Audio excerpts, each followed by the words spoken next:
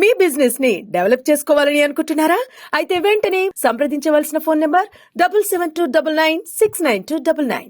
ఉదయాన హైదరాబాద్ లో అరెస్ట్ చేశారు.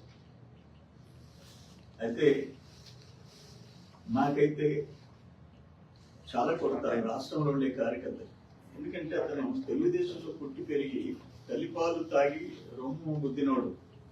అతను వాడిన భాషకి ఫ్యాక్షన్ ఏరియాలో అయితే ఇప్పటికి అతను ప్రాణాలతో ఉండేవాడు కాదు. ఫ్యాక్షన్ ఏరియాలో అయితే ఇక్కడ కాబట్టి నువ్వు బతికి బయటపడ్డాడు. ఒక క్రూర మృగం, ఒక దుర్మార్గుడు వాడే భాష మాట్లాడాడు.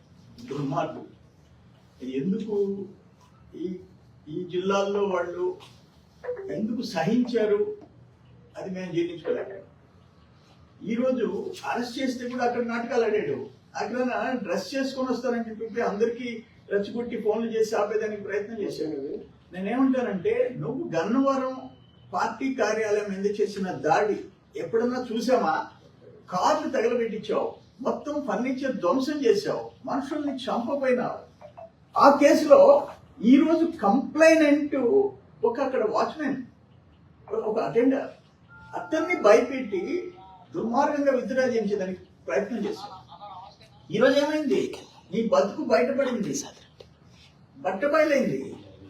మీకు గుర్తుందో లేదో, గాలి జనార్దన్ రెడ్డి కేసులో ఒక జడ్జి వాళ్ళతో చేతులు కలిపాడని జడ్జి సస్పెండ్ అయినాడు. జడ్జి ఆత్మహత్య చేసుకున్నాడు. ఈరోజు ఆ పని చేశావు. ఒక పేదవాడిని భయపెట్టి ప్రాణాలు తీస్తానని భయపెట్టి తీసుకుపోయి కేసు విత్డ్రాయల్ అన్నావు. ఏమైపోయింది ఈరోజు? నేనేమంటానంటే ఒకటి కాదు నువ్వు చేసిన పని, ఏం మాట్లాడుండవు భాష ఒక్కటైతే నేను మళ్ళీ రిపీట్ చేయలేను. అధికారంలో లేనప్పుడు చంద్రబాబు ఏం పీకతాడు? ఉడకబెట్టిన నాగడ దుంప, ఉత్తి గొట్టం ఊరే, ఇటువంటి ఎదవ మాటలు. లోకేష్ బాబు గారు ఏం పీకతాడు? ఏందో గడ్డం మేక కూడా ఉంది. ఏం మాట్లాడావు? నువ్వు ఒక మనిషి జన్మ, ఇదే మనిషి జన్మ. మనిషి మానవత్వం ఉంటే నువ్వు మాట్లాడిన మాటలు సహించడానివి. మానవత్వం లేదు నీకు. నేనేమంటాను, అయ్యా వంశీ తల్లి గారు, చెల్లి గారు, ఇంట్లో శిక్షేయండి అతనికి.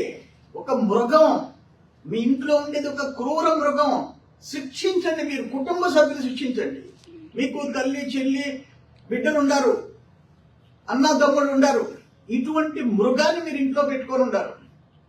స్పేర్ చేసే మనిషి, చేయాల్సిన మనిషి కాదు. ఇది అన్యాయం. ఆఖరా నేనేం చేశాడు తెలుసా?